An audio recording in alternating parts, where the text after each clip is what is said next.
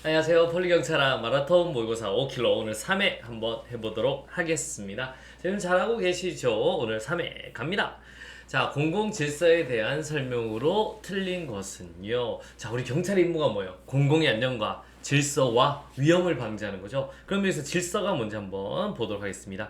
개인 행동에 대한 불문 규범의 모든 거에 넓다라고 보셔야 돼요. 성문법뿐만 아니라 불문법도 포함한다. 자, 공공의 질서는 불문까지 포함하는 거고요. 성문법은 공공의 안녕만을 의미한다라고 보시면 돼요. 시대에 따라 변하는 상대적, 유동적 개념이다. 그리고 경찰 개입 시 헌법의 기본권 보장을 위한 엄격한 뭐가 요구된다? 합헌성이 요구된다라고 보십니다. 오늘날 확대된다? 축소된다. 축소의 경향이 있다라고 보시면 되겠습니다. 그러니까 우리 실내보호원체 이런 거 같은 경우가 이제 다 성문화가 됐잖아요. 그 정도 보시면 되겠습니다. 갑니다. 자, 공공 질서에 대한 설명으로 틀린 것은요. 오케이, 틀린 거 갑니다.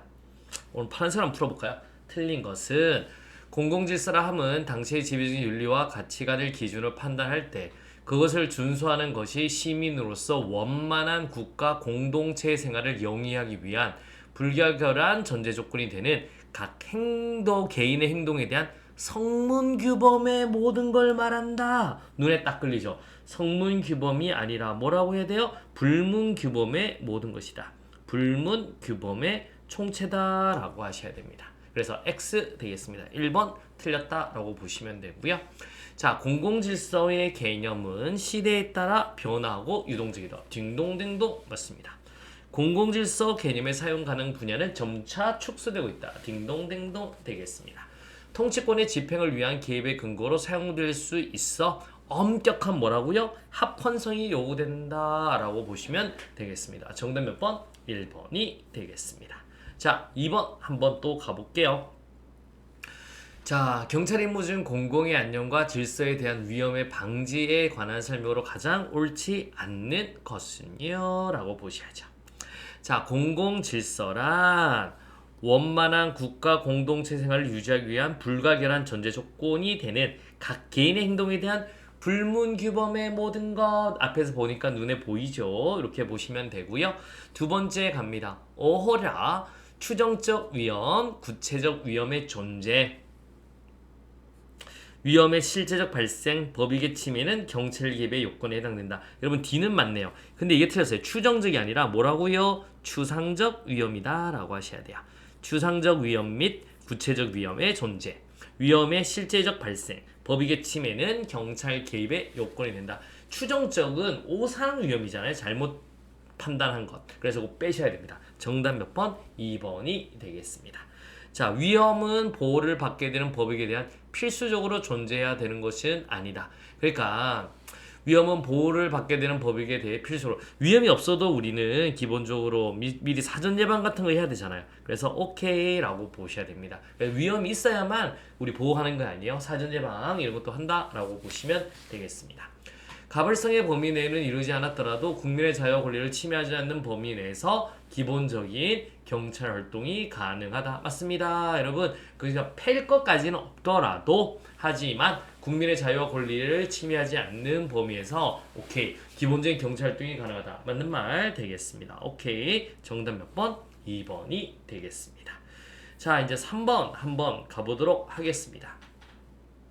경찰의 임무와 관할에 대한 설명으로 옳지 않는 것은요? 라는 거 가볼게요. 자, 외관적 위험에 대한 경찰권 발동은 경찰상 위험에 해당하는 적법한 개입이므로 맞네요. 경찰관에게는 민형사 책임을 물을 수 없다. 단, 경찰 개입으로 인한 피해가 공공에 필요한 특별한 희생, 오케이, 특별한 희생이 해당된다면 손실보상 책임은 발생할 수 있다. 맞습니다. 그래서 우리가 나중에 손실보상할 때 경찰관 직무집행법에서 배웠잖아요. 여러분, 우리 책임자라도 그 책임에 상응하는 정도를 넘었을 때는 손실보상이 가능하다고. 그걸 이제 특별한 희생이라고 말을 하는 겁니다. 아시겠습니까? 그 정도 보시면 되겠고요. 자, 이제 경찰 임무를 수행하기 위한 수단으로 수사권은 일반적인 처분이 가능하고 경찰 책임자 위에 경찰 비책임자에 대해서도 권한을 발동할 수 있다. 여러분 이거 안 돼요. 자, 한번 보세요.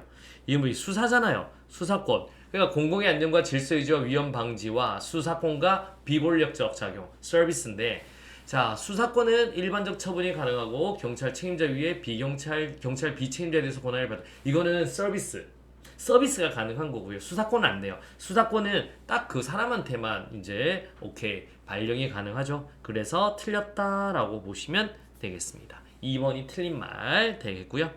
행정경찰 작용은 편의주의가 적용되지만 사법경찰 작용은 법정주의가 적용된다. 맞는 말 되겠습니다. 여러분, 행정경찰 같은 질서유지 할 수도 있고 재량이 있잖아요. 근데 사법경찰은 무조건 들어가야지. 법정주의가 적용된다. 맞는 말 되겠습니다.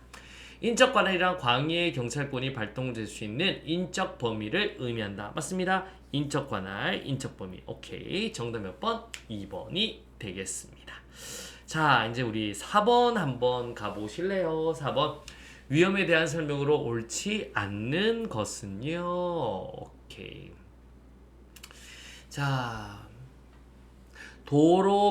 도로교통법 위반, 음주운전죄는 운전자가 혈중 알코올 농도의 최저 기준치를 초과한 주치 상태에서 자동차 등을 운전하는 경우에는 구체적으로 정상적인 운전이 곤란한지 여부와 상관없이 추상적으로 도로교통상의 위험이 발생한 것으로 본다. 맞습니다. 오케이. 그래서 우리 음주운전이죠. 도로교통법상 음주운전은 최저 기준치를 초과하면 여러분 오케이 이건 정상적인 운전이 곤란한지 여부를 판단하지 않습니다. 그냥 오케이 위험이 발생한 것으로 봐요. 그러니까 음주운전 되는 거잖아요.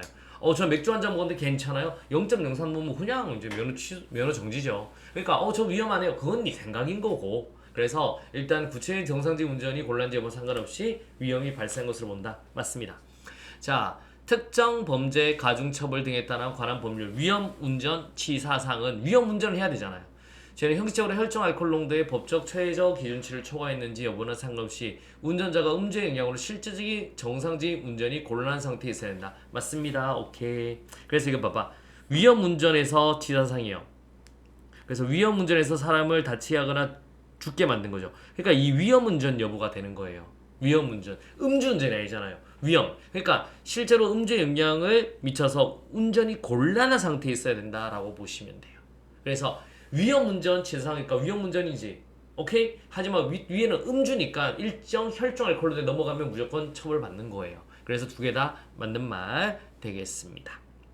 자, 보행자의 통행이 거의 없는 밤 시간에 횡단보도 보행자 신호등이 녹색 등일 때 정지하지 않고 진행한 경우에도 통행한 운전자는 경찰 책임자가 된다. 이는 국가 존립과 기능성 불가침을 침해했기 때문이다. 노노노노노노 안녕 법국계야. 법질서의 불가침성이죠. 법질서를 위반했잖아요. 불가침성. 자, 정답 몇 번? 3번이 되겠습니다. 자, 4번요. 범죄 예방을 위한 준비 행위는 무작위적인 신원 확인, 그 다음에 CCTV 감시, 신분증 등의 생체 정보 기록, 프로파일링을 통한 혐의자 발견 등과 관련되어 문제된다. 맞습니다. 딩동댕동. 요 정도 한번 편하게 보시면 되겠습니다. 정답 몇 번? 3번이 되겠습니다. 자, 또 한번 가보도록 할게요. 자, 다음 중 옳지 않는 것은 몇 개인가요? 라고 해볼게요. 자, 한번 갑니다. 자, 경찰의 활동에 있어 옳지 않는 것. 큰 거부터 할게요. 경찰의 활동에 있어 수권 규정이 있더라도 경찰 개입의 여부에 대한 결정은 임무의 성질에 따라 다르다. 맞죠?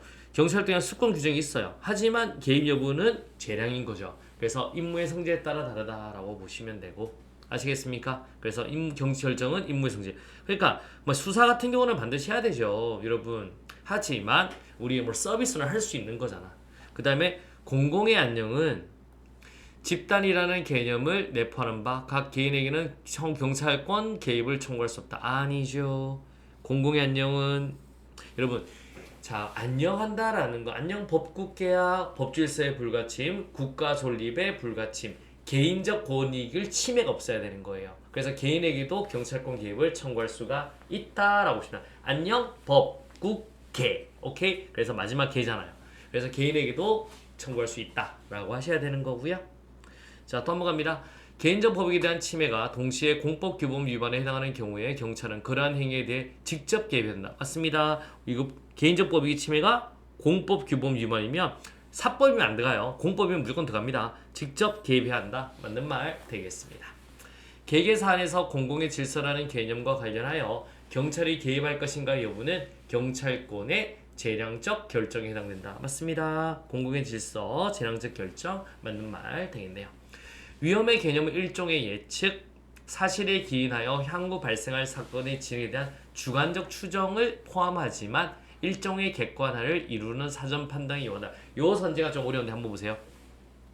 위험의 개념은 사실에 기인하여 향후 발생할 사건의 진행에 대한 주관적 추정. 그러니까 위험하냐 아니냐는 주관적 추정이 들어가요.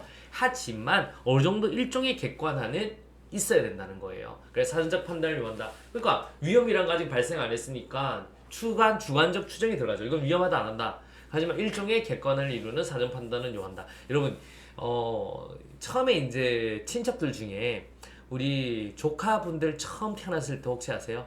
와 부모는 난리가 나요. 오만간 걱정을 하죠. 아 이거 애 이러면 먹으면 죽는다, 뭐 다친다, 난리하다. 하지만 일반적으로 봤을 때는 그게 주관적이잖아. 위험하지 않아는. 하지만 객관적 그 정도는 괜찮죠. 이런 일종의 객관화가 필요하다라고 보셔야 됩니다. 정답은 몇 번? 오케이.